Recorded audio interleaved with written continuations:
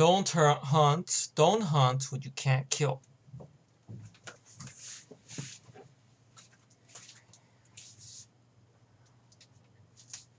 Well, how y'all doing, my friends?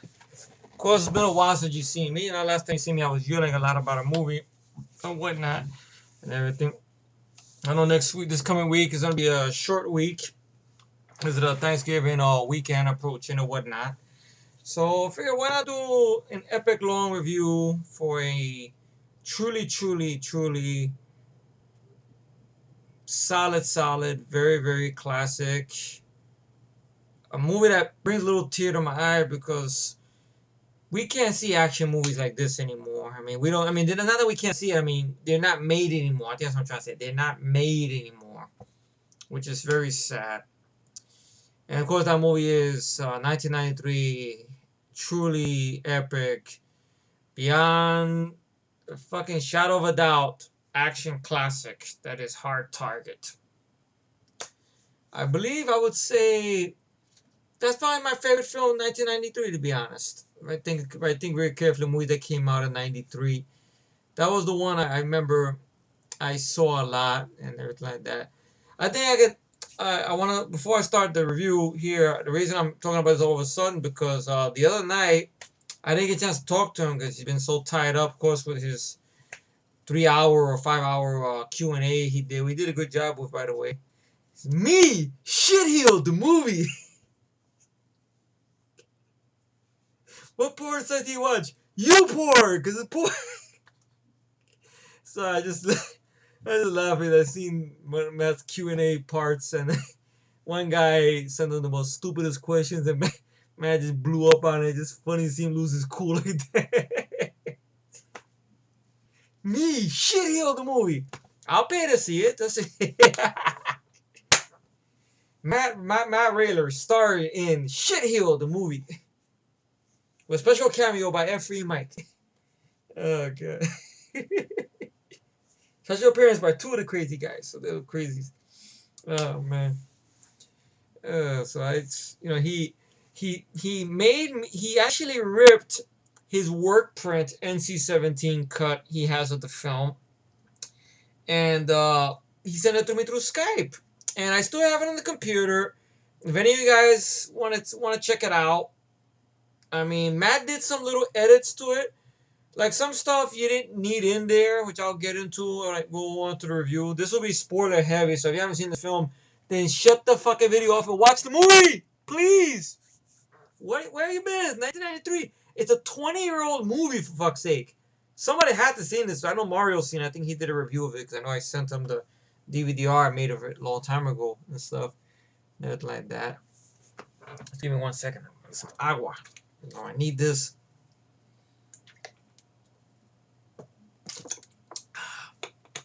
Okay, put this in the refrigerator. I don't want this to get warm. I mean. So, this was John Woo's, you could say, American debut.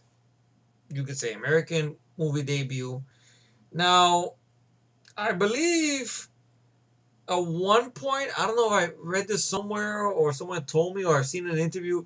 I think originally Brandon Lee actually, in the interviews I've seen him in, he was he grew up watching a lot of Hong Kong films, so he was a very big fan of John Woo and everything like that. And, after seeing this film and seeing other John Woo films, and then revisiting, the classics I love from Brandon Lee, like Rapid Fire and stuff, you could see it, like a little scene where his character has the two guns and throws the guns in a slow-mo almost, so it's almost like, or even in The Crow, his character happens to have two guns and he's going to town on people on top dollars place. That's John Woo's style. I didn't know that. I thought Brandon Lee came out with that. Oh, shit. I didn't know that, but that's cool. Brandon Lee still made it look good. So did Van Damme in this film. So, one thing led to another, and John Woo, I guess thanks to Hard Boiled, which Hard Boiled, when it was released, that was the one with Chow Yun-fat that he did. That's the last film he did with Chow Yun-fat. And Hard Boiled, when it was released in 1992 in Hong Kong, it didn't do that well perform box office wise, but some way or form it ended up in the Cannes Film Festival, And of course, you know, the American people who have seen him or whatnot at the Cannes Film Festivals and stuff love the film a lot and everything. So someone had went and showed Hard Boiled to Sam Raimi, Robert Tabbert. Now Sam Raimi, Robert Tabbert, of course, at this time, during the early '90s, they were already establishing themselves in Universal Studios because, you know, thanks to a little film called Darkman, which is another film I hold dear to my heart, and everything like that. So Sam Raimi, Robert Tabbert were coming on as producers for this project, and they wanted John Woo for this. You know, basically, the dangerous game ever played. I guess the deadliest game ever played. I think that's what it's referred to, right? You know, a group of crazy, rich psychopaths, you could say, or assassins. You know, running around, grabbing homeless people off the street who have military background or whatnot, and hunting them for sport and it's like that. And then, you know, the guy running the show and it's like that's Lance Henriksen, who plays Emile Fouchard. I mean, Lance Henriksen during this time period was doing a lot of bad guy roles and stuff. And Lance Henriksen is a great actor. I mean, all the stuff he's done. I mean, The Terminator, Aliens, The Horror Show. That's my favorite of his. What he's done. Pumpkinhead, great acting performance by him. And everything like that. So a little bit before this, he had done Stone Cold, which that's a very great action film as well. Probably the one that Craig R. Baxley did with Brian Bosworth. I remember I read that a long time ago. Maybe I'll revisit that someday and give it a more epic long review or whatnot and stuff. Very, very good. No, that's another action film. Sad to say, it can't be made today. Believe it or not, they don't make it no more today. Why? Because we've lost the technology and the talent to pull it off. That's why. That's why. Now, don't get me wrong, you get people like Garrett Evans who does little good action films here and there, whose influences are to movies like Die Hard or whatnot, and stuff like that. Or you get a little bit of that with the Alex Garland, I would say this. I heard Pete Travis was fired for Dread or whatnot. So, you know, you get some directors that have some of the talent. You know, you got Scott Mann, but they don't give him no work, which is sad. You got Michael Davis, but that guy hasn't worked since 2006. You know who gets jobs? Uwe Boll get jobs. Skip Woods get jobs. John Moore gets jobs. They don't deserve the jobs. That motherfucker with the Sean Six, granted he don't do action films, I just want to give him shit. He gets jobs. Everybody gets jobs, but not these guys. So, you know, John Woo came on board and stuff. Now, originally, for the lead, excuse me once again, that's dinner coming back up to grab me. Sorry about that. It's a stinky review, of course. You just hold your nose and smell it. Tell me what if he's cooking. I can't go to people's eyebrow, but anyway, it's been a while since I've been on video. I know. I do that on purpose sometimes to give you guys a chance to breathe and catch up and whatnot and stuff. And I see a handful of you guys watch the video. That's cool. I know others are very busy with life. It's okay. It's okay. So am I at times. That's why I've been mostly recording everything on weekends the past couple of days. Who knows? Maybe on Thanksgiving I'll do something special for you guys. I don't know. But basically, you know, they wanted for the lead, the character we got in the film, our badass Chance Boudreaux. Originally, they wanted Kurt Russell. Now, I love Van Damme. This is the period when Van Damme was in his heyday, you know, in top form. I mean, Van Damme, what is it, a year before this, had just come off doing Universal Soldier. At one point, I do put Universal Soldier and Hard Target in the same spot, but watching the film again, I would have to put a Hard Target above it. But Universal Soldier would still be at number 2. And so I know I did a list of the best and worst Van Damme films and stuff like that. I don't know why. Maybe because this has an NC-17 cut. I don't know. Maybe that's why. More carnage, more Van Dammage, more of those Belgium, like Van Damme calls it, the Belgium helicopter kicks or whatnot, and everything.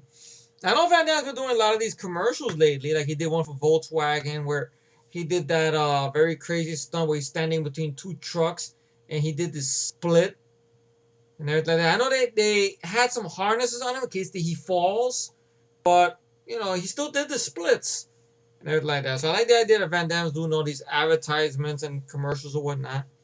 Pay my wonder, in case you're wondering what happened to my arm. Because I know I had a hairy arm.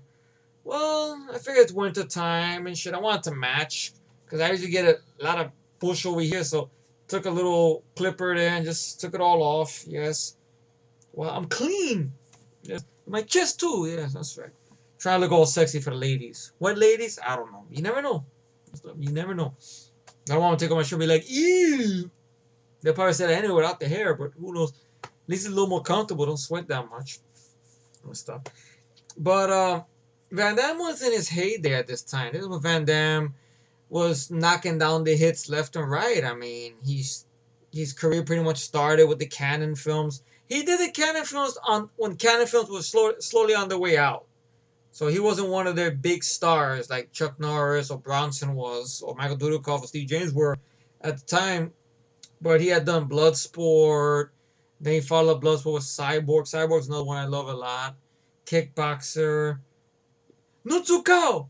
Nutsukar! What? White Warrior! Nutsukao! I want the ball! I do need your help.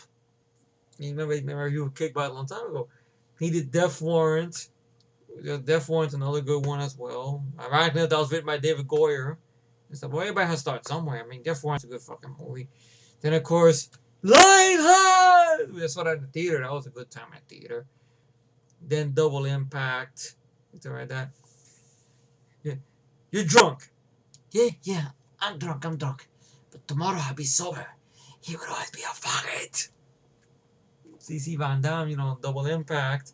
And then right after Double Impact, he got the big payday with a bigger budget movie and ended up with the Carrico Company. Carrico had done a lot of work with Stallone and Arnold and stuff and everything like that. With the Rambo films and Arnold's movies like Total Recall. And you guys can name all of them if you want, even T2 and stuff. So he got a job there with Roland Emmerich, Dean Devlin, Universal Soldier with Dolph Lundgren and stuff. Are we having fun yet? So, that came out there. I'm not sure what came out before. If this came out before or after Nowhere to Run.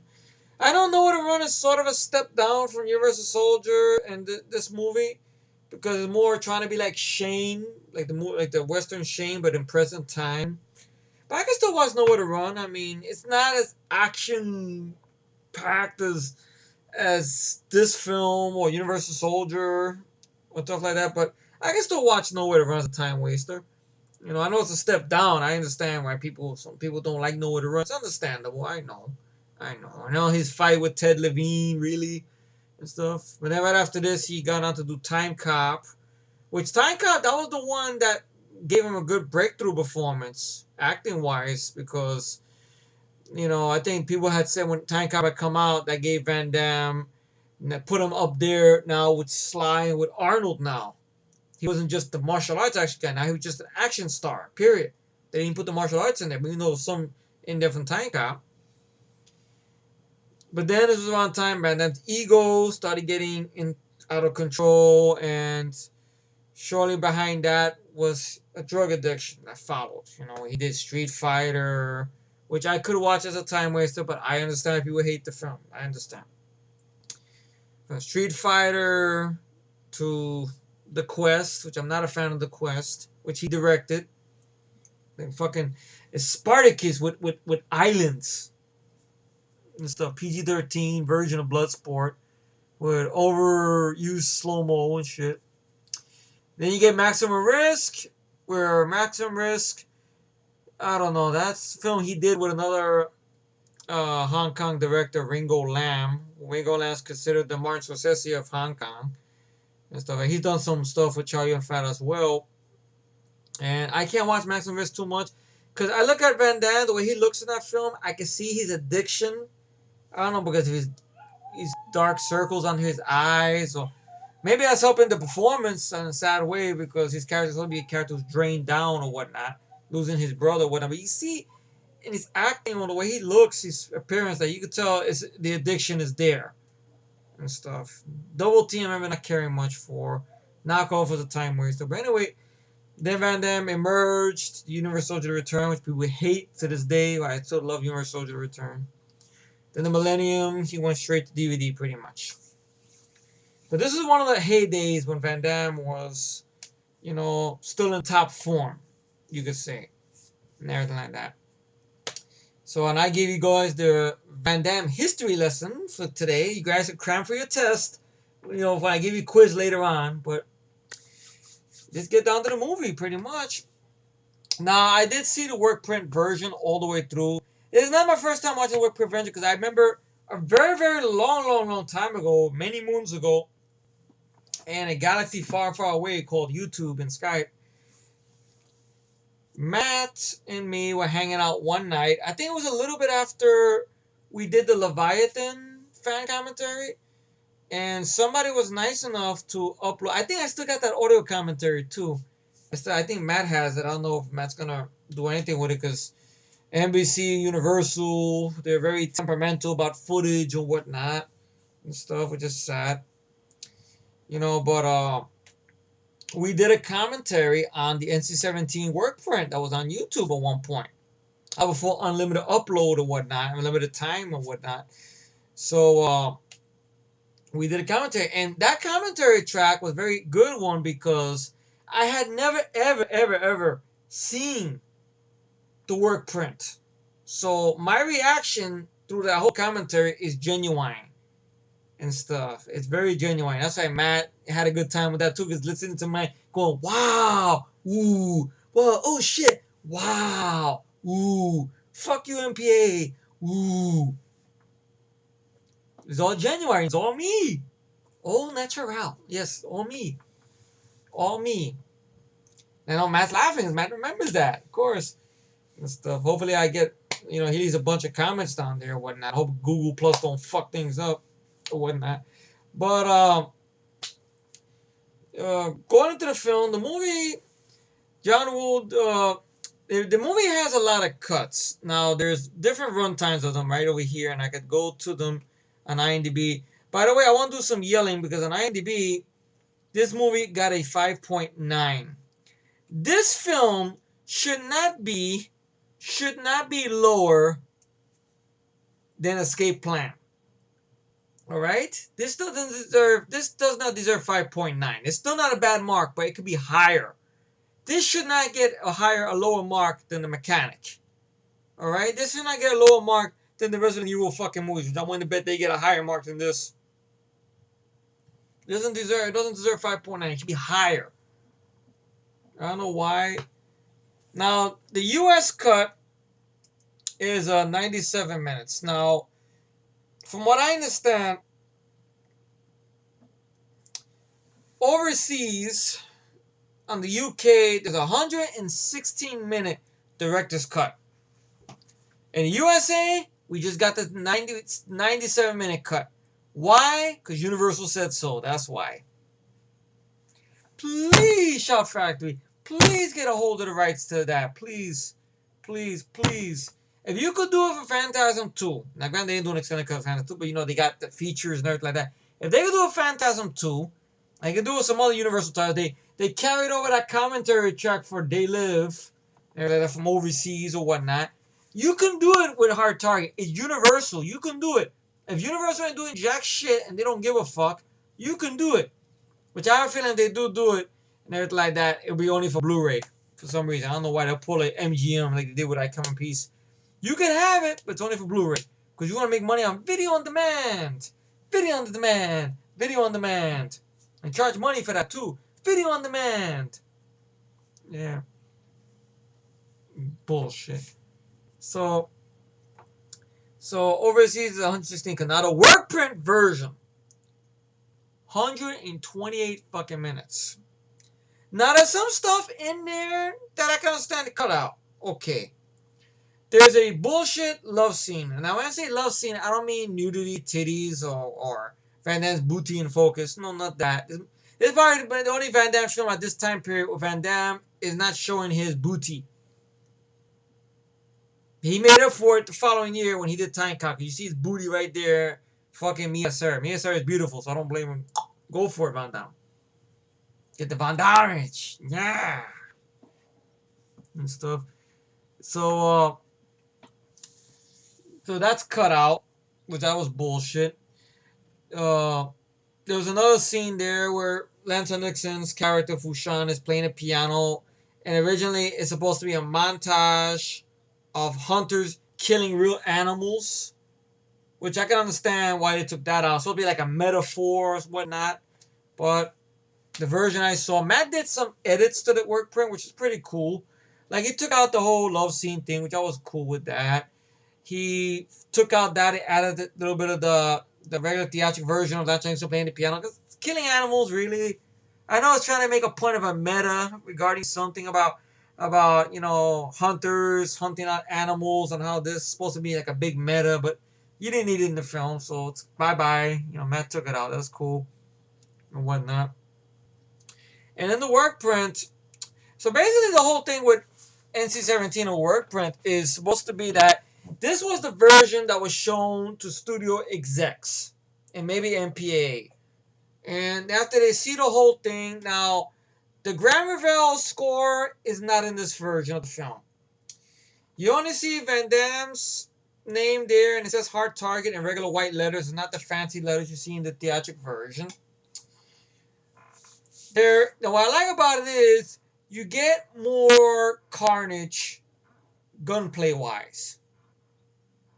Like, you know how people say that Hard Target's kind of a watered-down version of John Woo and stuff like that compared to what his other early Hong Kong films were, like Hard Boiled and The Killer and Better Tomorrow movies are and stuff like that.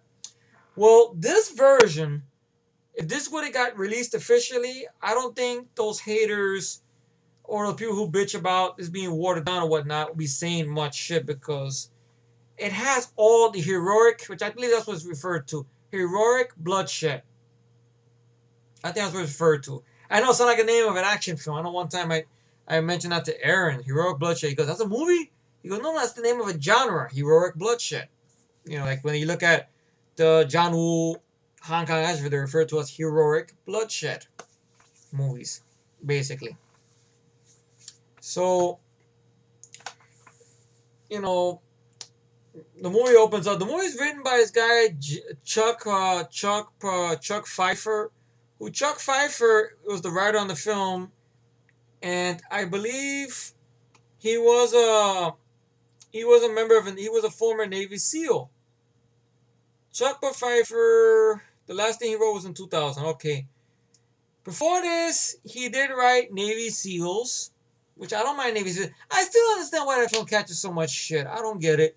I know Michael Biehn hates the film. I would like to find out a good answer why. Like somebody should ask him that question in a fucking in a Q&A or something like that. Maybe he has a good story behind it. Who knows? Maybe working with Charlie Sheen. Maybe Charlie Sheen fucked with him. He wrote Navy SEALs, and I guess how he got connected with this film is because I didn't notice he actually was the writer behind Darkman. That's cool. Chuck Pfeiffer was the writer behind Darkman. And he came on to write Hard Target. He wrote a video game story being played called Flash Traffic, City of Angels. Another video game he wrote, Silent Steel. But get ready to groan, because right after that, he went back to the movie business and he was the writer behind Barbed Wire.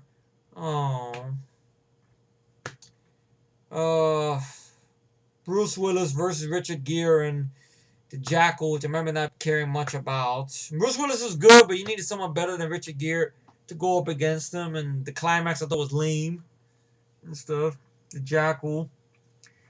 And yes, he was the writer behind, I believe that's the Jamie Lee Curtis, Billy Baldwin sci-fi flick, Virus, which I can watch as a time waster, but it has a lot of problems, though. Billy Baldwin's one of those problems, to be honest. Jamie Lee Curtis is alright. Donald Sutherland was fun to watch.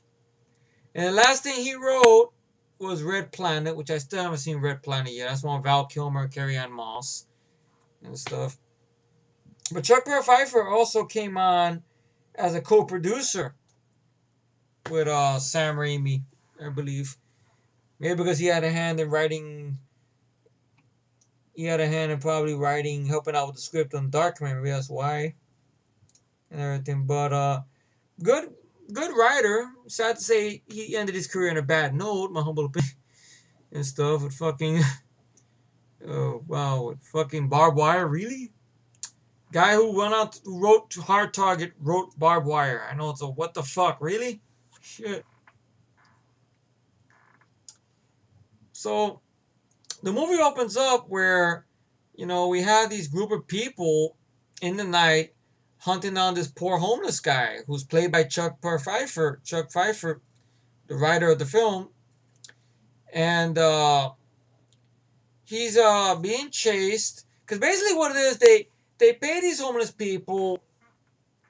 They give them a money belt that has like 10 grand in it. Now they make it from the spot where they start them at all the way to the river. They keep the money and they get extra money.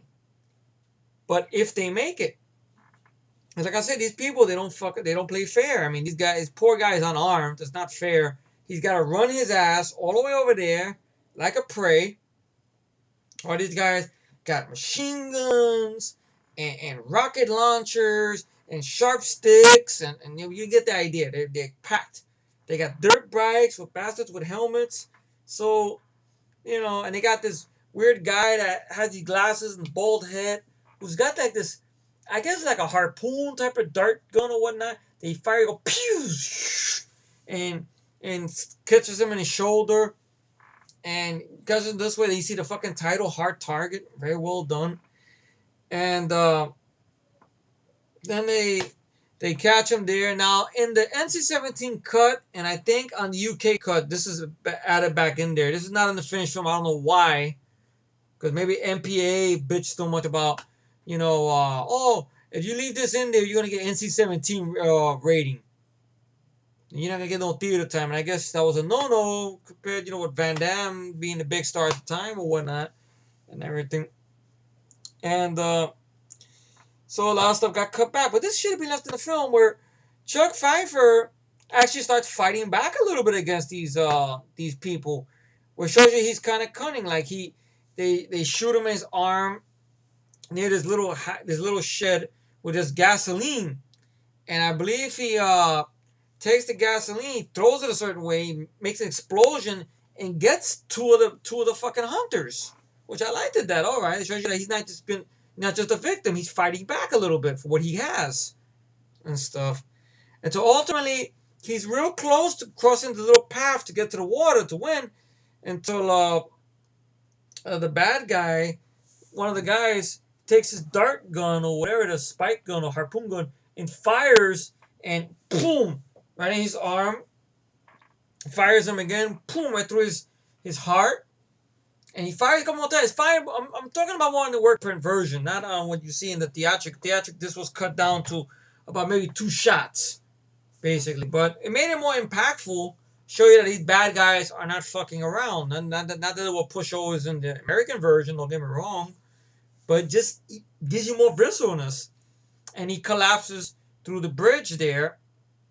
And ultimately he dies. Now, Lance Henriksen's Fuchsia is the guy running the show. His second command is the one and only Arnold Vosloo, which I will say, this will be controversial, I will say, this is his best role.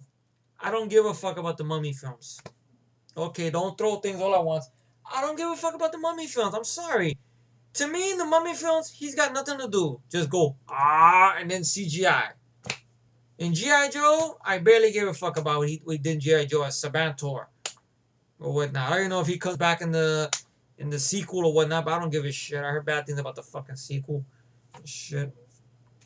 Didn't fix not one goddamn thing right. No fucking good at all. So, they basically they take the money belt off. And I thought this was very cruel of these bad guys. You know how when someone's eyes are open, you go like this, and you close the eyelids?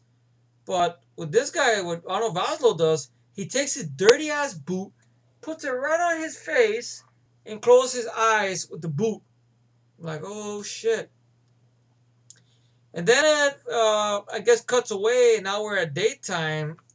We're introduced to our female lead of the film, Yancy Butler, who I always remember Yancy Butler from this film. And she had done this short-lived TV series on NBC called Man and Machine with David Andrews, which I remember her a little bit on that show. She played a cyborg on that show. Yes, ironically enough. I know she was on that show, Witchblade, as well, which I thought was little show. That's something. If they put that on the big screen and get the right people involved, I think it could work on the big screen. But as a TV series, no. Nothing against Yancy Butler. Just she seemed out of place there, to be honest.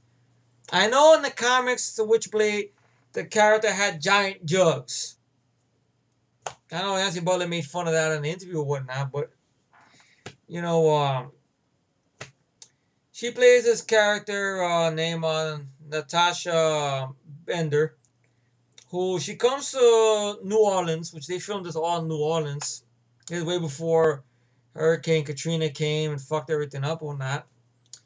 And basically, she's there because she's been communicating with her father through mail, through letters and whatnot, and she stopped receiving letters from her father. She goes there to find out what's going on. She has not seen her father for years. Her parents had divorced when she was at a young age and stuff.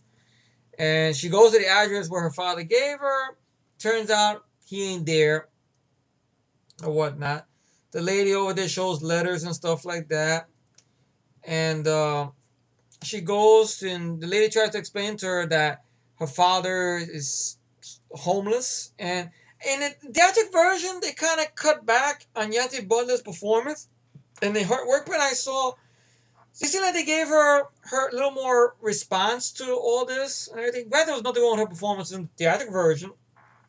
I know I'm going to keep saying that after this video, so just bear with me. Because I saw the work print all the way through, so I noticed some little things here. So Yancy Butler's performance was pretty good. Like when she finds out her father's homeless, I told you she's shocked and stuff. She goes to this mission where she meets this guy, Elijah, who's played by Willie Carpenter, which I really liked this character. Sad to say the character dies. Nerd like that. I felt sorry for the character. Thought he did pretty good. Willie Carpenter, he's been in, let me see what else he's been in. Well, he's still acting a lot of TV stuff these days. But during the 90s, let's see. He had a very small part in Dahmer vs. Demonic Toys. That's what I remember him from. He played Mario Van Peebles' captain, I believe it or not, in Full Eclipse. I think he dies in that film as well. Let's see. That's right. He was also, if I'm not mistaken, he played Will Smith's captain in Men in Black. And everything like that. Episode of Spin City. He was in that Burt Reynolds film, The Hunter's Moon. He has more part in that movie, The Insider, Russell Crowe and Al Pacino. Let's see. Earth versus the Spider. Well, a lot of TV stuff he's done, but I liked him in the film. Nerd like that. Good character. He's a ex-Vietnam vet. And he a little bit more extended stuff with him and her. Had a little some dialogue there. He says that your father was a good man, everything like that, and I haven't seen him in a while, but if you let me know where you're staying, I'll be happy to let you know of anything. And so she's all right. So then we're introduced to our badass of the film. Very well done introduction of him. The way John Woo moves the camera and the cutaway is very well done. Where we see his eyes at first. Where he's at a restaurant, I guess, you know, the lady asked him, "So Chance, how's the gumbo?" "A tragedy." "Well, it ain't free." "Okay." "What happened? Left your wallet in your suit? Or did I tell you that before?" "What about the other gumbo?" "Oh, well. How much of the coffee?" Then he gives her like basically the quarters and dimes and stuff. And Van Damme grew out a mullet for the role, which is well done. Not bad. He looks good with the mullet. I don't know if he could do a mullet now. I know he did those little beer commercials, I believe, for Coors. I think Coors or whatnot. My nipples are already cold and hard. Very silly like commercial with the mullet. I don't know if it works now or whatnot, but back then it looked good and everything. And yeah, he sees the girl come in there flashing money because she wants change or whatnot. And Van Damme notices the reflection of the glass that these local punks are watching her.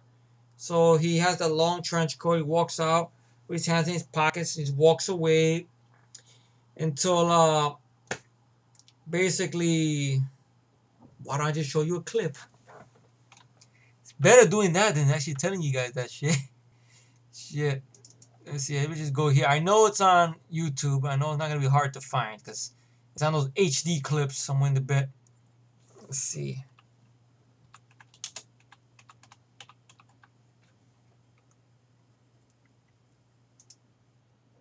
Yep. Here we go.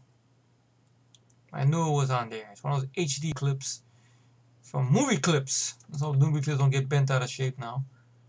I can't stand. I don't give a fuck about your advertising bullshit. Play that bullshit there. Quality. Put it up all the way. Make it HD. High definition. Let's see. Okay, the advertisement's over. I just love the little piece of score right over here, which sad to say that piece of score does not show up in the WordPress version, but it's cool, no problem. Alright, let me just maximize this up. And I don't know if I should shut off the lights to get better work on it because there's no reflection, I guess. Ah, shit. Bust my ass right on my chancletas, my slippers, my flip-flops. Ah, great. Here we go, bootleg theater positions. Hopefully this don't come out too fucked up.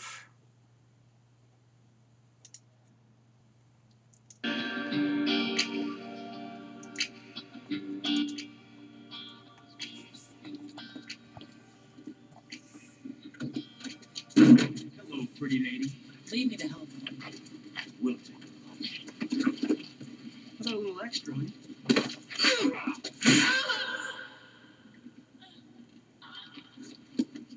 You having fun?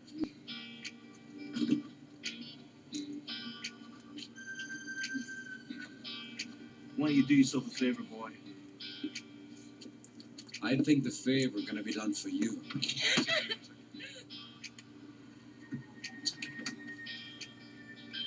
I said get lost. Now take your big stick and your boyfriend and find the best to catch. Oh, this guy's funny.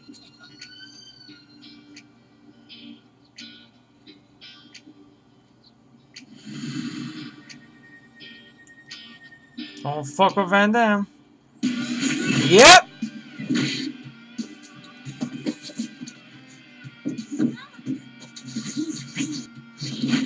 All right.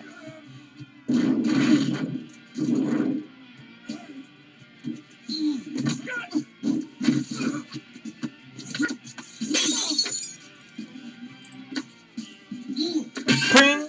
That's it. Let's go.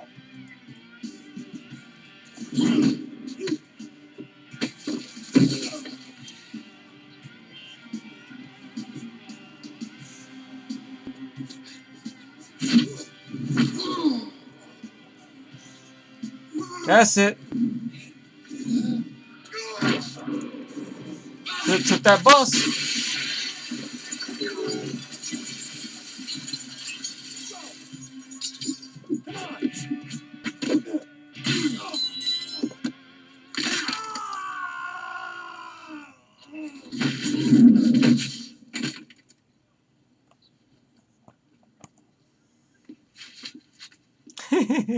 You know, it's a shame. This used to be such a nice part of town.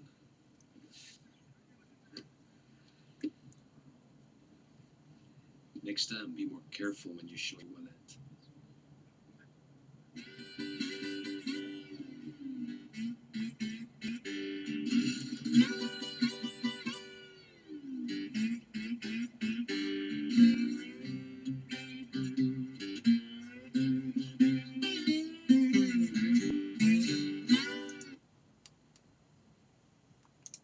Now that's Von Damage. Indeed. Von Damage. And of course, I gotta bang. Oh, fucking folding anything now. Okay.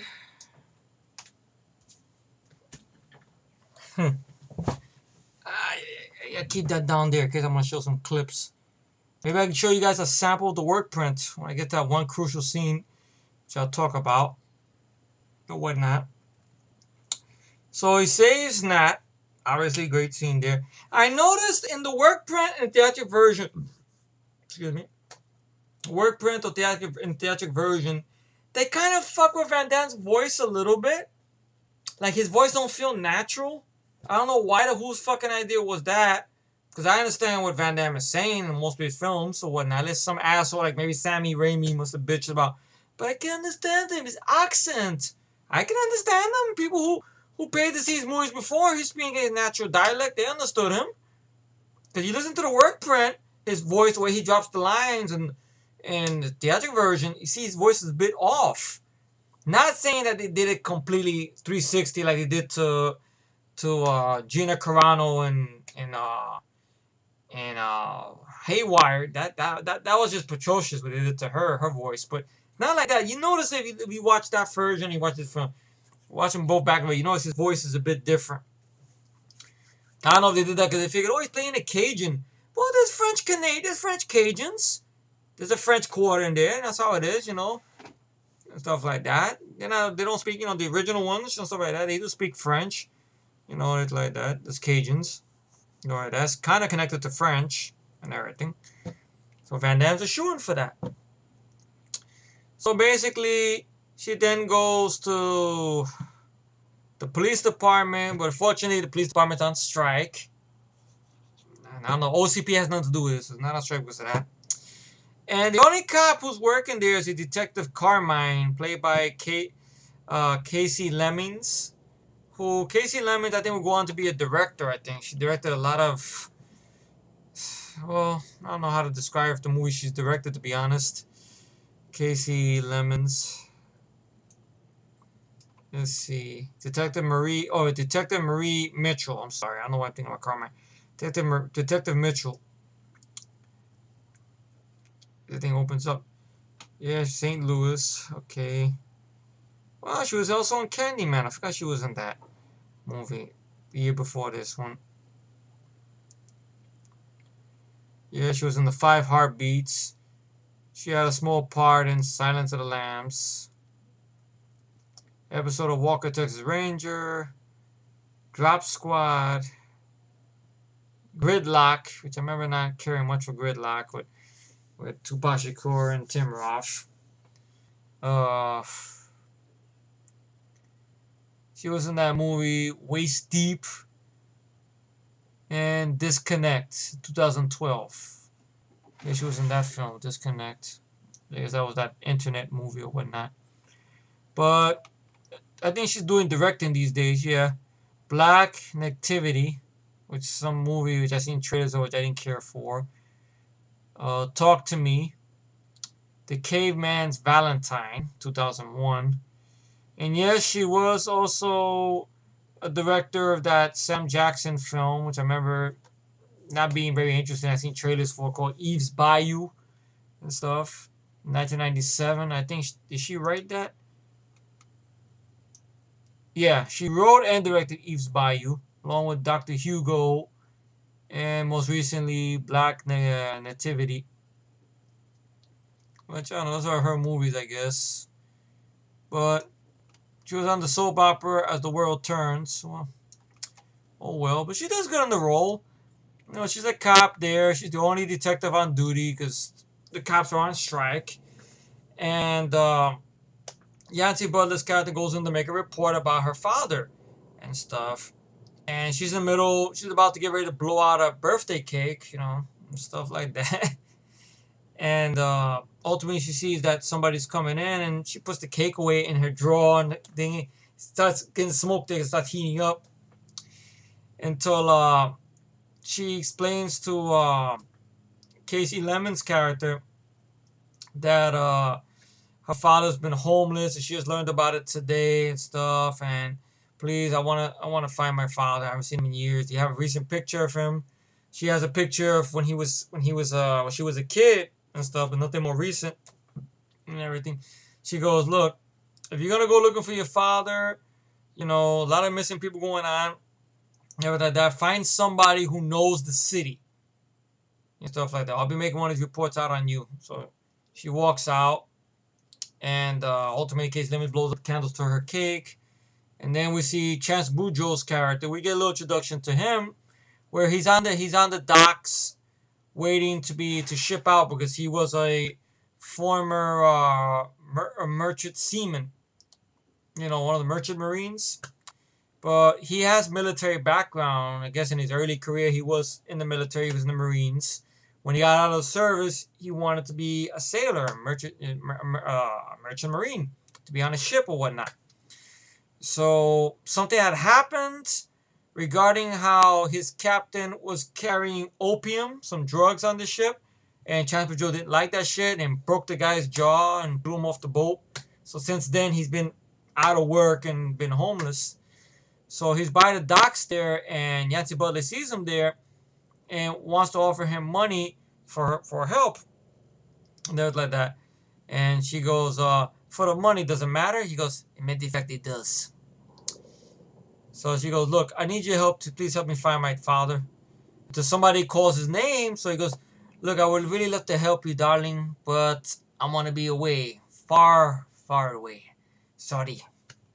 So he gets on there, and he's about to get on the ship until the guy who's passing out jobs tells him he was re-enlisted, but what happened was he owes some dues, some union dues, $217, and he says he'll pay it off on the ship, but they won't let him get on the ship until he pays the dues, and he makes a good point.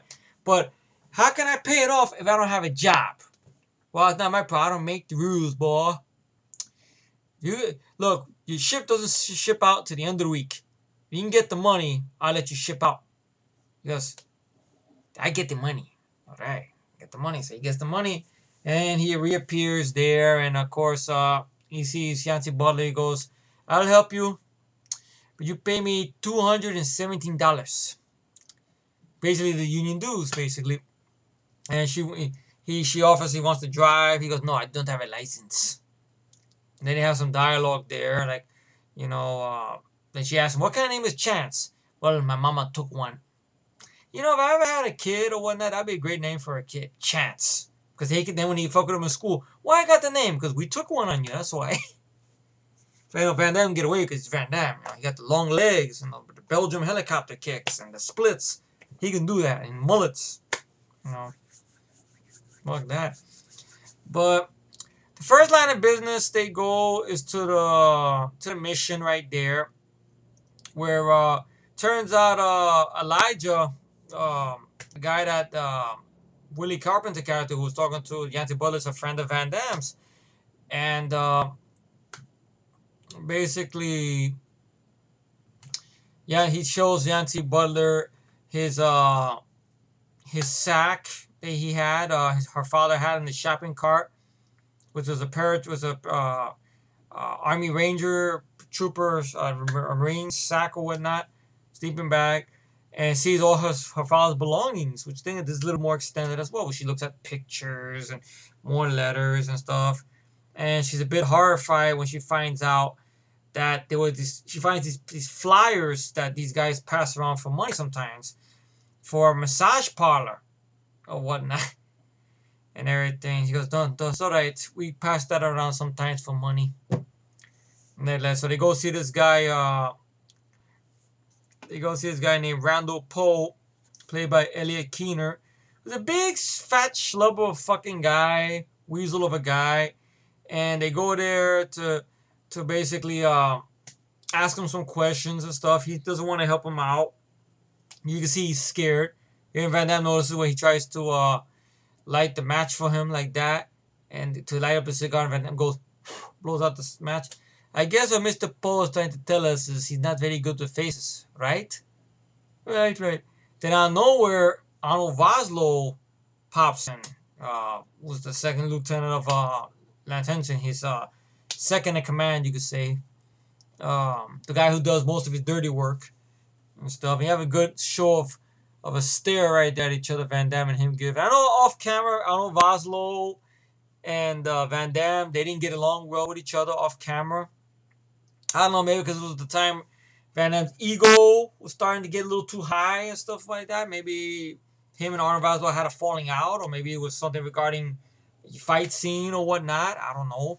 But it worked good for the film, though, and stuff, and everything like that. And ultimately, they go back to the car. Yancey Butler tells Van Damme, "We should go back up there. Look, you want to find your father. You got to work smarter, not harder. Okay?"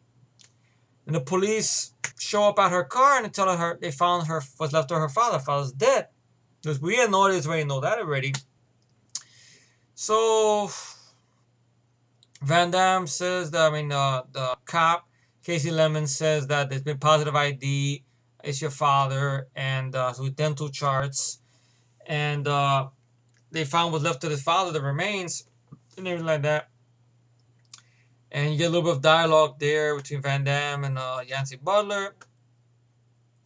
Until ultimately it cuts away to Lance Henriksen playing the piano. And basically, before that, you get a little more of an extended scene here where Arnold Vosloo and Lance Henriksen go off to fuck with Poe, a fat fuck of a guy, and like that. And Arnold Vosloo wakes him up by karate chopping him his belly. Wakey, wakey, you fat fuck.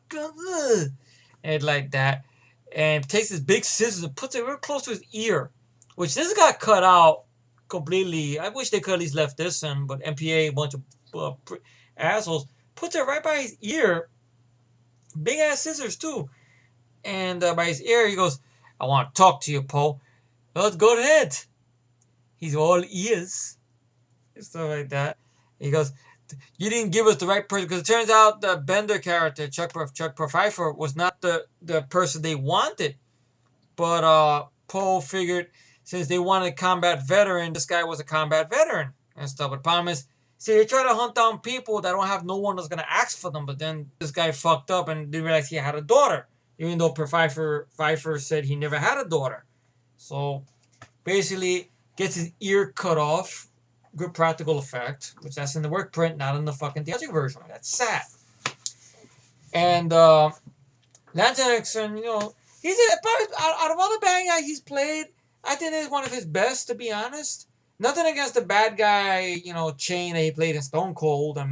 But this one is more physical. I think that's why what it is. It's a little more physical and stuff. And Lance Henriksen looks like he's having a good time with it. He puts the foot right on the guy's belly and goes like this, like they're really, having a good time with his role and stuff like that. Like everybody always asks Lance Henriksen about Aliens, about Terminator. If I was ever to meet him, if ever, I would have to talk to him about this film or whatnot. How does he look back on this film or whatnot? Hard target, working on this movie and stuff. See if he would talk about it. Who knows? Seems like he's very down to earth guy. Probably like, what do you want to do about it? Working opposite Van Damme and doing the character and stuff like that. Now, how about that fight scene? Because he came real close to hitting, Van Damme. Van Damme really came close to hitting him, and this was the time Van Damme was known for slipping his choreographies or whatnot, because people don't know the marks or whatnot and stuff. That would have been kind of scary, like, oh, and stuff. It'll be something I'd like to ask him. If he had a Q&A thing or whatnot on a website, I would love to ask him those questions. So, basically, Arnold Vosloo says, "Next time I come back here, Randall, I'm going to carve me a steak," and stab the scissors into the fucking wall and shit.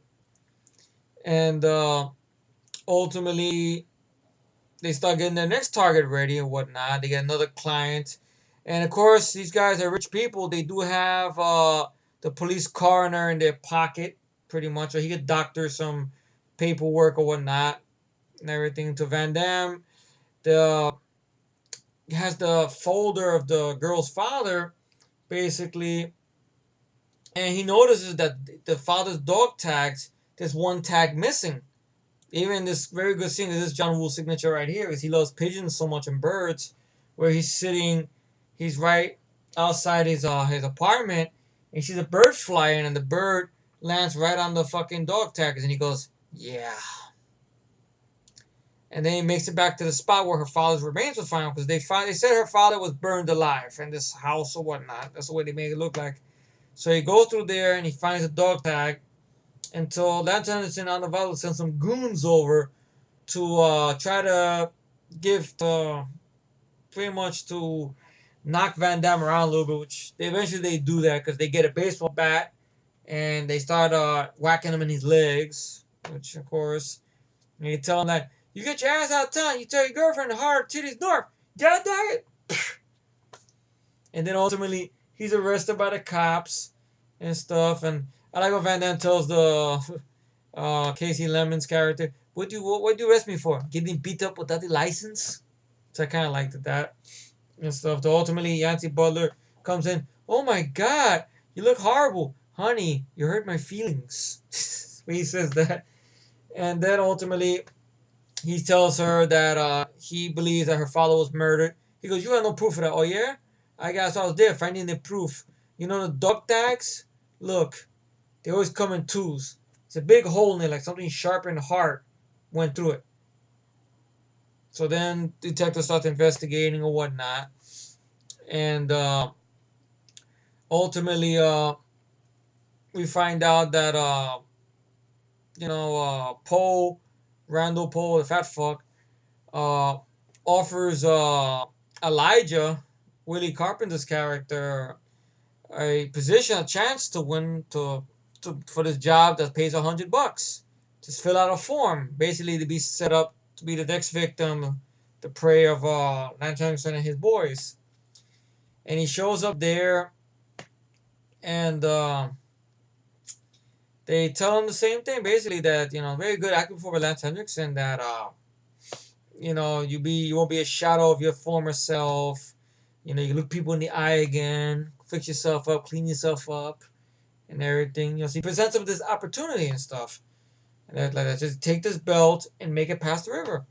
And during this time, they have a new member who just signed up to hunt or whatnot.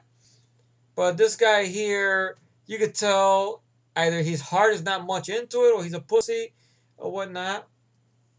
Until he goes off and Elijah, Willie Carpenter character, gets a drop on him in the cemetery, fucks him up full of bullets. I like what Lance Henriksen says, God, he should have went fishing. See, Lance Henriksen's having a good time with this. And ultimately leads to the chase in the middle of in the street right there, where it's kind of a sad scene to watch, even in the extended cut as well, but it gives you more impact as well, where he's injured and he's asking people for help, which is sad reality. If somebody was like that, a homeless guy in the street, people will keep walking, including me, sad to say, especially people who hound me for money or whatnot and stuff. And everything. This is somebody I know is different, but it's crazy guy, please. You wouldn't know what to do either, which is a sad reality, but sad to happen to this character. And of course, we have a cameo there by Sam Raimi's brother, Ted Raimi. He yells, "I ain't got no change, man," with his Cajun accent and stuff. And very great scene here where, he basically knows he's gonna die. He has water in his eyes and tears. He looks at them while the cars come out of nowhere, and they fill him full of a shitload of bullets, man. I think even the extended cuts, more bullets than, wow. It's just like, wow. Like, oh, shit. I mean, not that, like, I mean, okay, if you're gonna do this to one of the good characters in the film, then that means when it comes retribution time, you gotta let the hero, outdo it, and the hero does do that, in the extended cut as well.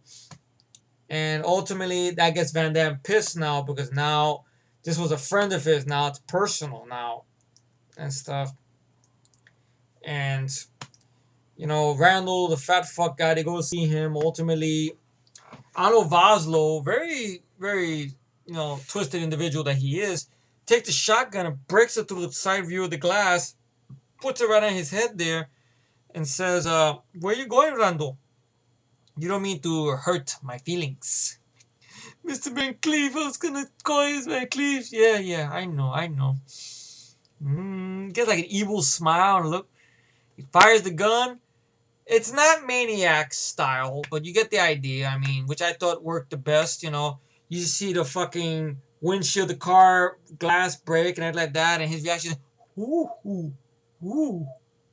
Then I like that little shot, which was used in a lot of TV spots, where he cocks the shotgun. You see the shell pop out, which is a good shot. And then Van Damme comes in there. Casey Lemons fires on Voslo. He shoots some of the car. She gets injured by the glass. Van Damme tries to run her behind the car. Ultimately, a drive-by happens. She gets fucked up. Van Damme gets the gun and delivers the Van Damage. That's all I can say, man. He comes out. He jumps on the fucking car. He fires on Arnold Voslo's arm. He fires on a couple of the guys. They fucks up the driver and everything. And this is extended as well. And one of the best scenes, which I always love the scenes, I call it the fuck you kick. Really, because it's great. Where Van Damme is coming up, and let me see, maybe I can show a clip. Fuck it. What am I doing? I can just show a clip. Thanks to movie clips. Let's see. Oh, there it goes. And I got another fucking advertisement. You son of a bitch. Leftover food or detergent residue that can... I can't skip it either. I give a fuck about Finish. Some telemarketer bullshit. Just clean your glass, all soap. Clean shine. Fucking bullshit. Okay. And it's on HD. Let's see. Do I really have to shut up the damn lights? Maybe not. Let's see. Let me see. It's HD. Let's see what happens. Bootleg theater positions.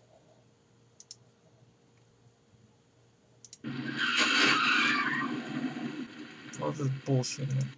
Ah, you fuck.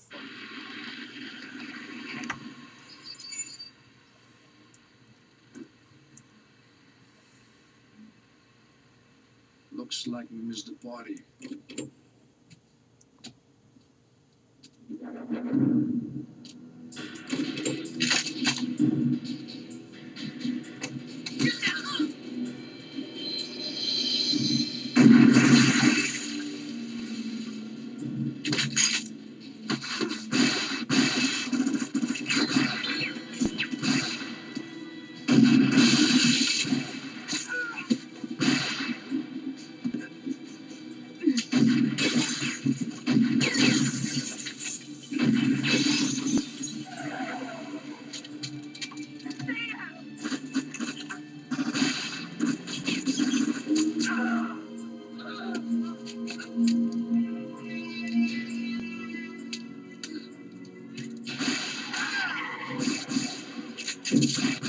Yeah!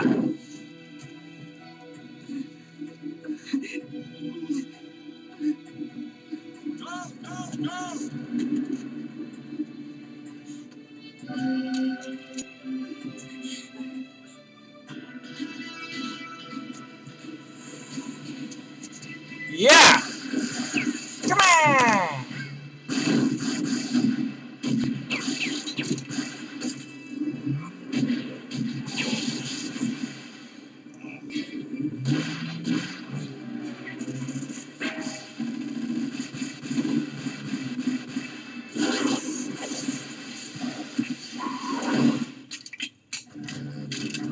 Here's the best part.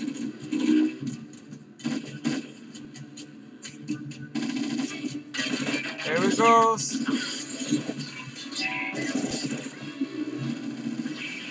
Ah, fuck you. Yeah. Yeah.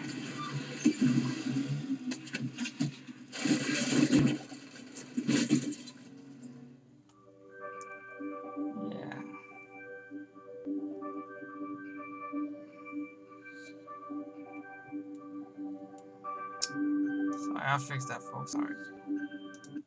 So all that happens there. And on the work print, you get a little of an extra action scene because he gets on the bike, takes Yancy Butler with him, and then from that moment on, the movie doesn't stop. He just continues on going.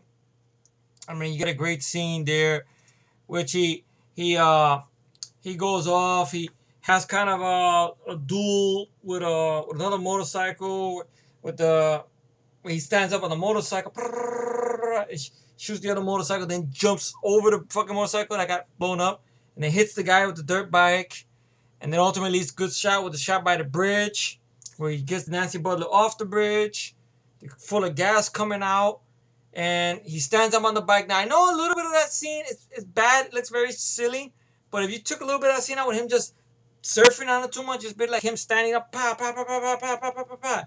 And then he bangs over the car, flips over. I know Van Damme fucked up his arm doing one of those stunts. And then reclocks the gun again. Pa, pa, pa, pa, pa. Blows up, then yeah, yeah. Like he does, yeah. And then they're firing on him. He's running with the mullet, explosions. And you're going to put a little bit of that kind of music.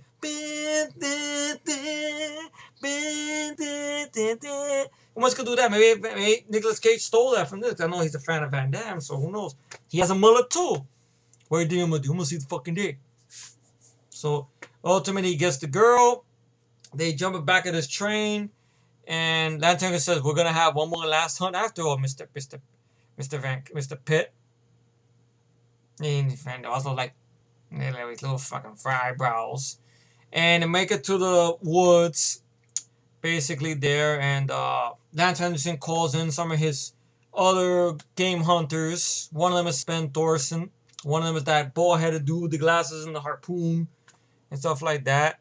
And they're looking out for a world-class trophy or whatnot and everything. And Van Damme, you know, now they're in his domain now, in the woods, in the bayou and stuff. As I remember I mentioned that to Matt, like, you know, we were doing this fan commentary for this film, and I was saying, imagine you made a video game Bayou Billy. Like if they did that today for some reason or other, and they made it like Hard Target, that'd be interesting, more cool and shit, and everything like that. So I know Bayou Billy is kind of a like the way they did advertisements of it looked like Crocodile Dundee, but do like the action movie version of that. You know, not saying you don't need to fuck with Crocodile Dundee. I don't mean that, but like Bayou Billy, you know, fuck it. Maybe get fucking Jason Statham to it. Maybe be a good fucking movie for a change. I haven't seen Homefront yet. I know it comes out next weekend. We'll see what happens. I don't know if I'm going to go to a theater for that. Throw money out the wind again. Throw money into the wind again. Or whatnot. It hasn't been that good this year, throwing money in the fucking wind. But, going into the movie now, back into the film. Great scene there where, you know, they're right behind them. And Yancy Butler's like worries, goes, "Look, you trust me? Yeah, close your eyes." "Why?" "Just close your eyes." And she closes her eyes, and she thinks maybe she's gonna get a kiss or something. Ultimately, there's a fucking snake right there, and Van Damme grabs the snake. And I like where he pulls the snake out, and her reaction to it, like real scared, like, what the fuck? And everything. And he tries to hit the snake, tap the snake, and the snake like shit. And he goes boom. I know recently Van Damme did an interview where even he admits it, the guy who interviewed him was a fan of the film, and it's nice to know Van Damme still holds that film regard. He goes, yeah, they did the thing with the snake, and I go, bang, and the snake went down, yeah, that'd be fun, yeah. So that's cool. And then basically he bites the rattle off it. Now in the work print, I kind of didn't like this little scene because it shows what Van Damme is doing. Like in the theatrical version, I do like this little scene there where, and how they did in theatric, where you don't know what Van Damme did with that snake. It's more of a surprise when the bad guys walk into it and stuff and everything like that. So one of the bad guys walk into it, and the fucking snake comes down real pissed off because he lost his rattle and bites the guy right in the fucking face. And shit like, oh, and I like Arnold Vosloo, what the son of a bitch? What the fuck? And Lance Henderson, I miss these movies where your bad guy gets very pissed off at your good guy, which you don't see that much in these films, which I miss that. The whole thing about, can't you fucking guys die quietly? Stuff like that. And then he shoots the fucking snake with that single bullet gun, which I think that gun was also used in Hard Boiled by one of the bad guys in Hard Boiled, if I remember correctly. It's one of those single shots guns. I know it's probably got the name of it in IMDb somewhere. So they're going through the woods, and ultimately they're gonna go to this little site where Chance's uncle there, Uncle Dubé, which people all the way to the cows come home complain about Wilford Brimley in this film. Why? There's nothing wrong with Wilford Brimley. Why do you complain about him? Oh, he's over the top. Oh, what the fuck? He's playing a French uncle. I thought it was nice. Wilford Brimley doesn't do movies like this. And what he did? What, Cocoon 2? The Thing? Those Quaker Oats commercials? And doing commercials about diabetes. Come on, Wilford Brimley? I don't know if he's still with us. I want to believe so. I mean, he was kind of old when the movie came out. Let's see. Uncle Duvet. I guess maybe he's retired now. Yeah, he was in The Firm the same year.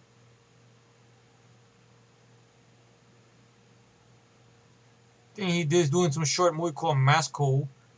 The Road Home. Played a coach.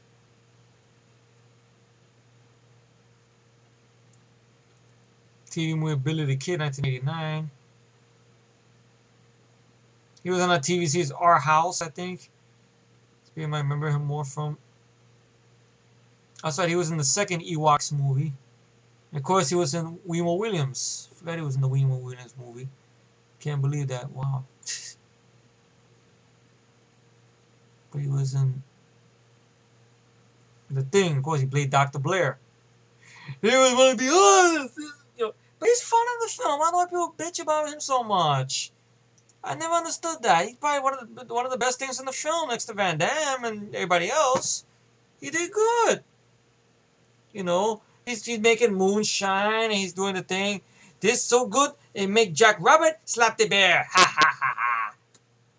And he does a whistle call and chance, my chance. Dubé. This is not, ha ha. Says, I got some people after me, Uncle Dubé. I know. I could smell them. You still got that audience, the gauge, the 12 gauge I gave you for your birthday? No, a Gator ate it. But I still got your shotgun. Now, in the work print version, when you get the shotgun, I like the little bit of extended stuff they have here where he blows the dust off it. You see a flashback or little stuff that all these bad guys have done, all these people they have killed or whatnot. So you know what Van Damme's going to do with the shotgun. Even though if it's not there, it's still there's a little touch to see that back in there.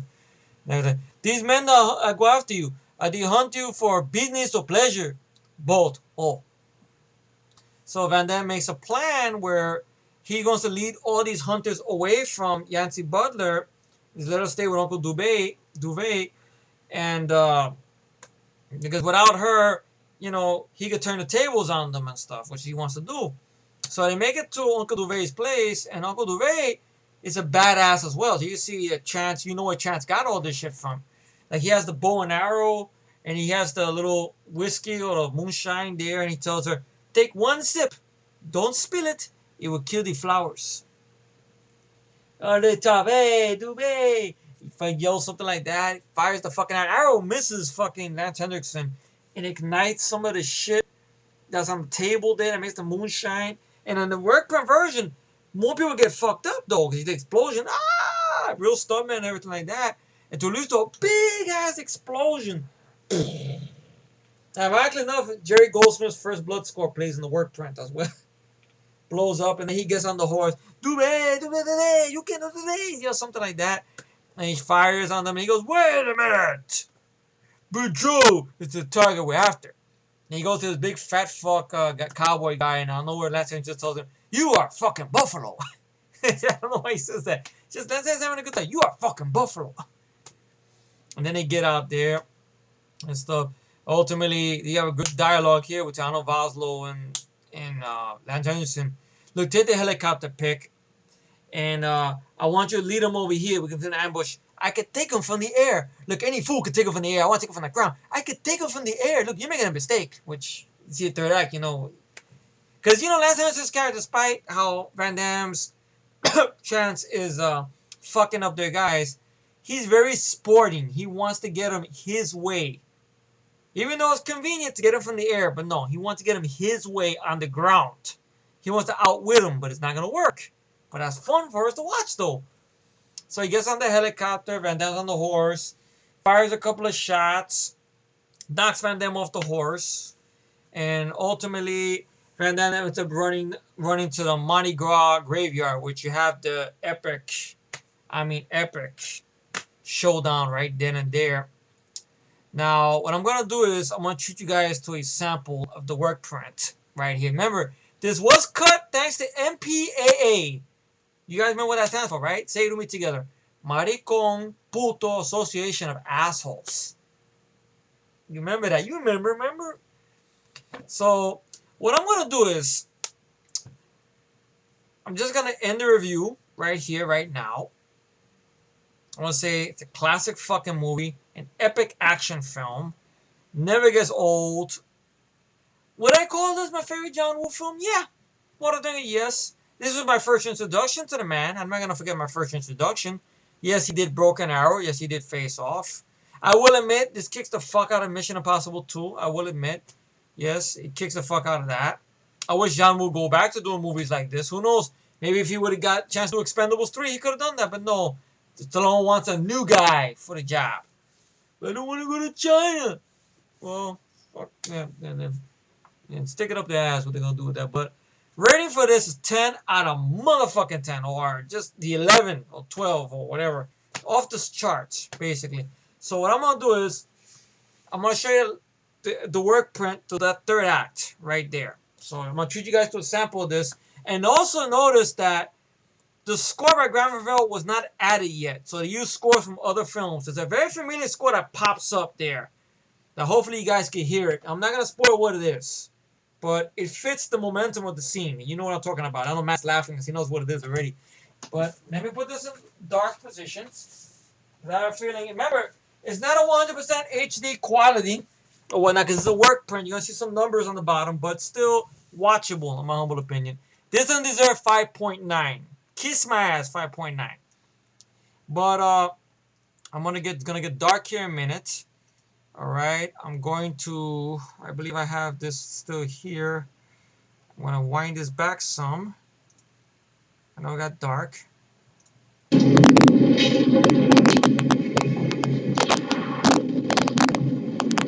Okay, wait a minute. I believe this is it. Let me make sure.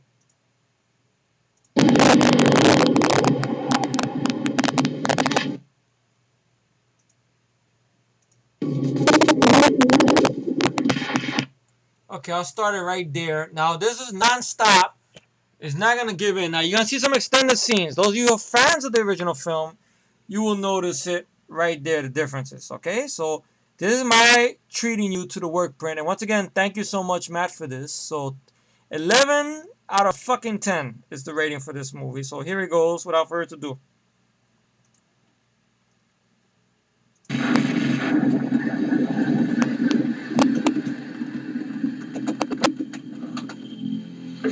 Hey, bitch.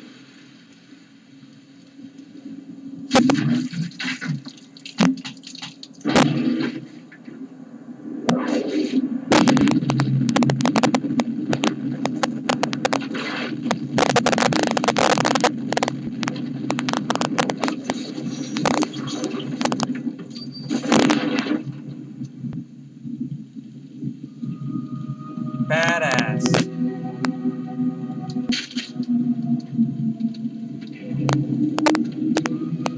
It appears your trophy is ripping us a new orifice. Let me review the tactical situation for you, gentlemen. Boudreaux is wounded.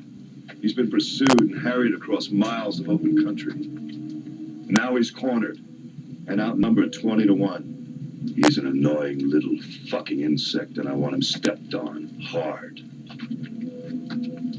You're not angry with me, are you, Pick? I don't get angry. I'm I'm a professional.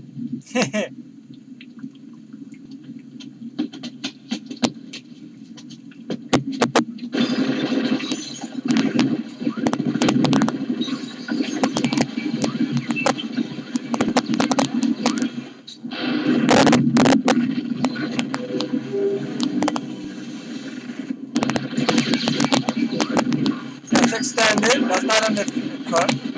The version.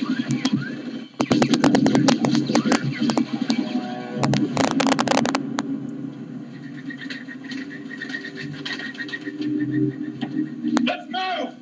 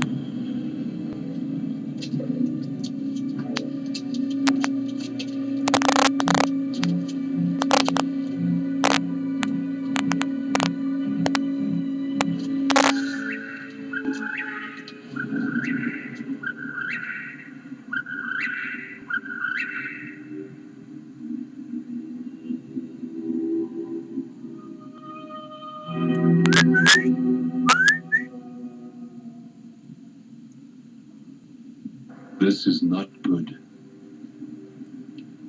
If we walk away now, we could be in Mexico in 5 hours. Fuck doesn't matter with you pick. Hunting drugs and alleys made you soft. If I kill him, it's because I can. Not to put some trophy on the old mantle.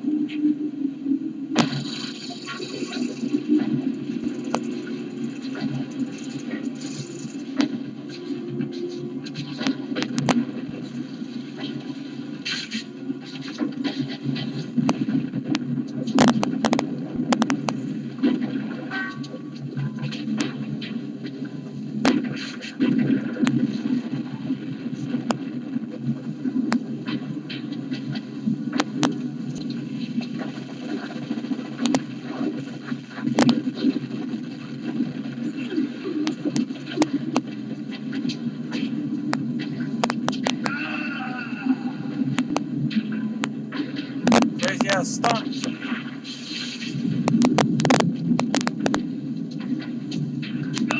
Son of a bitch, good.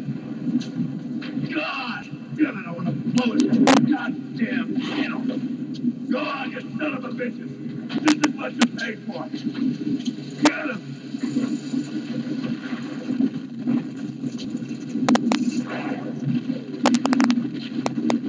Damn.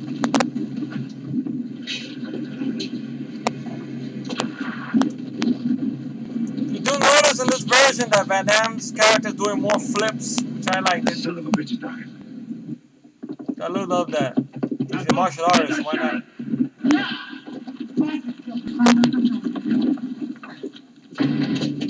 There you go, more flips.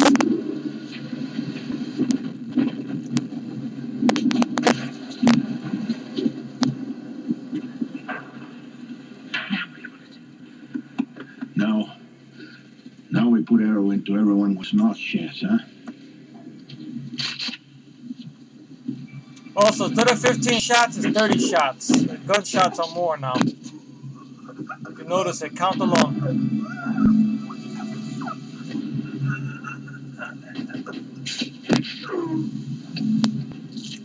There goes Sven Thorsen, Arnold's buddy.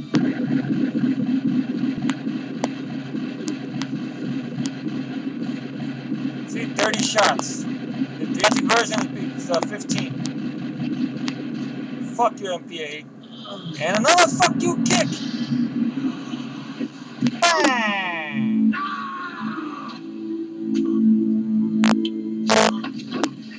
Ownage.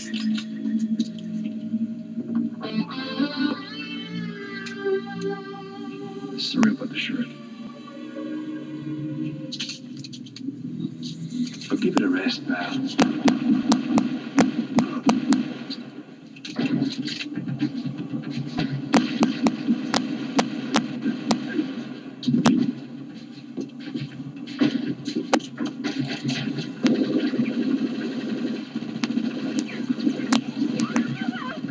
Wilford Brimley's about to kick some ass too.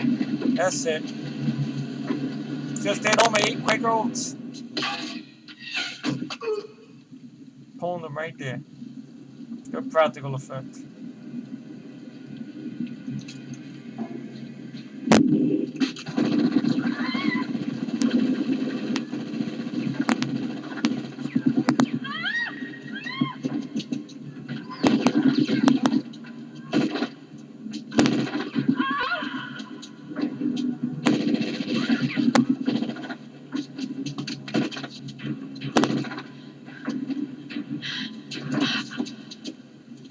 You fucking bitch.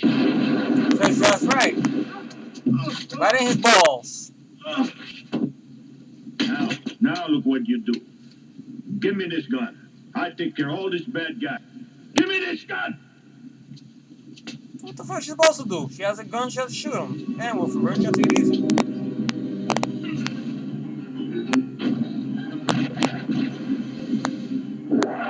Alright.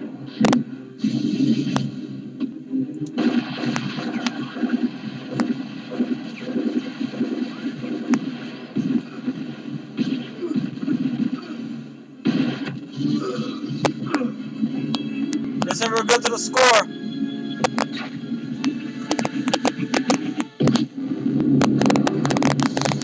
Not yet. That's it.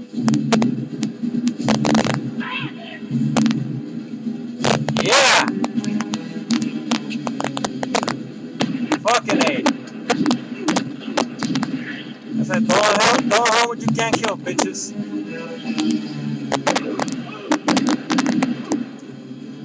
Ha!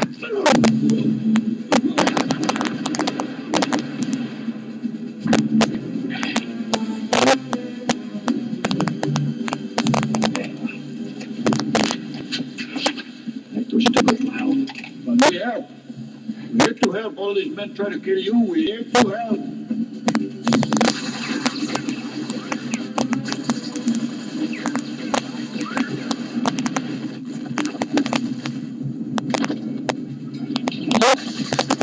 Come on, dance. I did.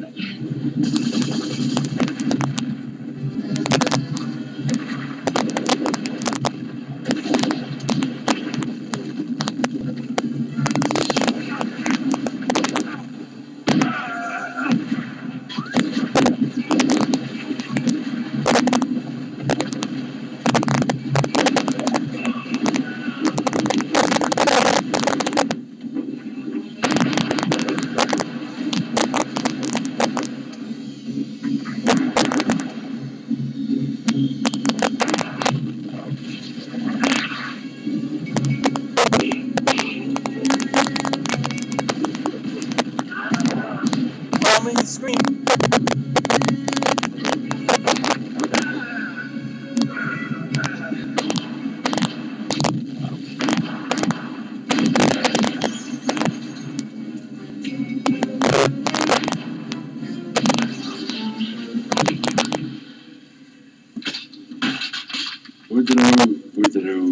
Woodrow. I've been looking all over for you. You've been looking in the wrong places. That's good. Because I know you wouldn't want to hurt my feelings.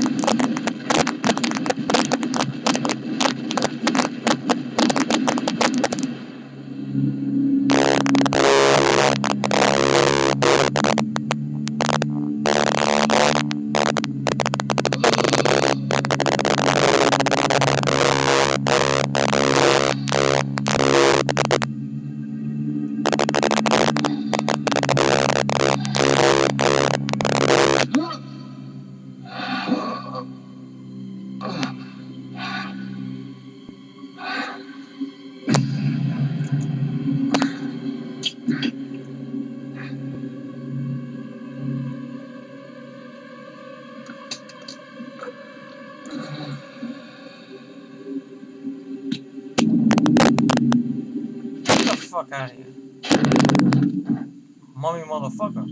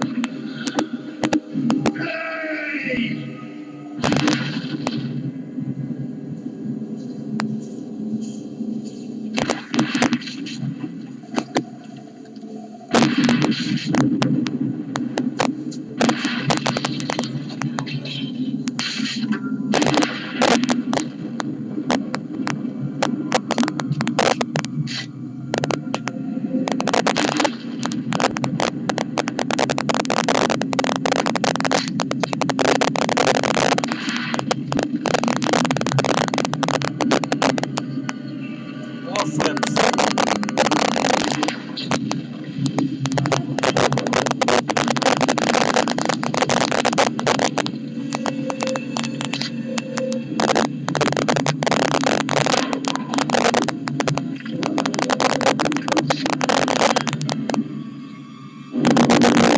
Hey!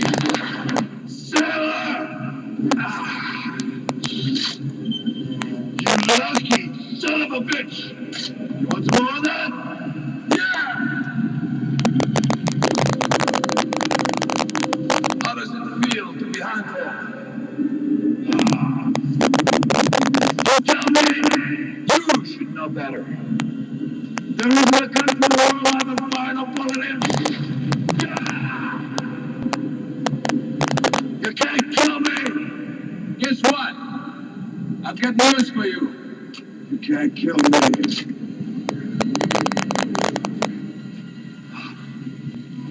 I'm on every battlefield.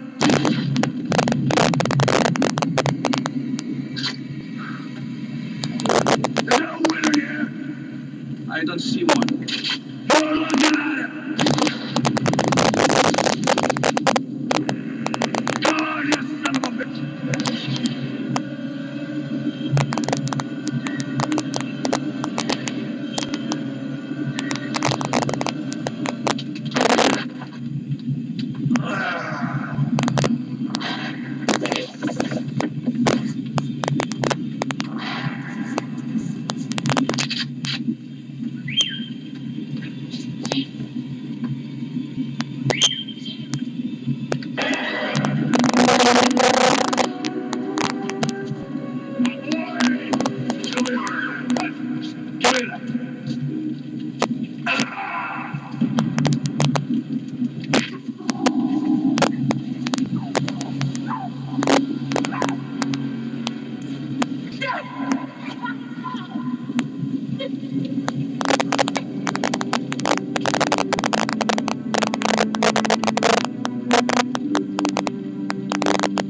Just shoot him! Shoot him!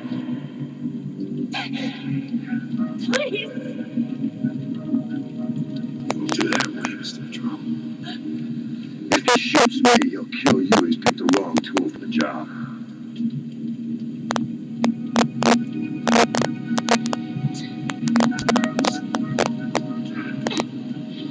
Put the weapon down. Or I'll run her.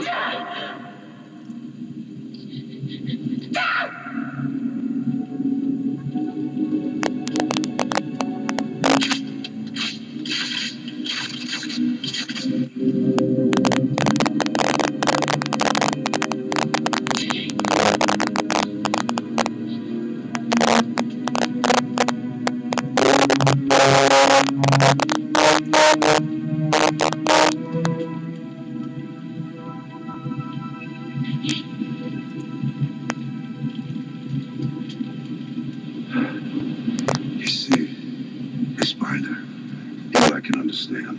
It was a matter of family. You had left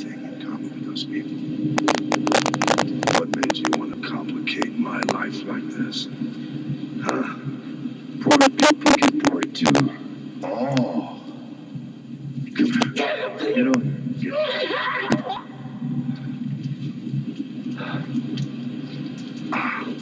at me. Load me.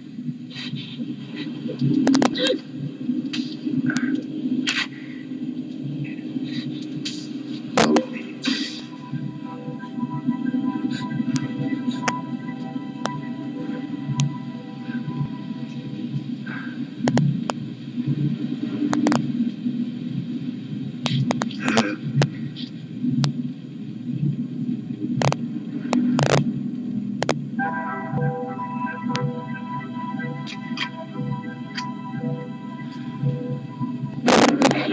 That's it.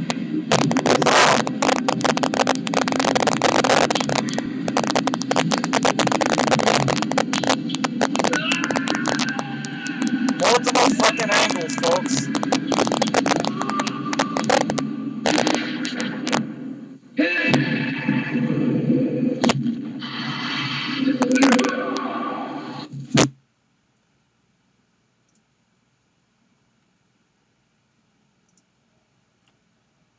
Thank you all for watching. Look forward to seeing your feedback down below. Later.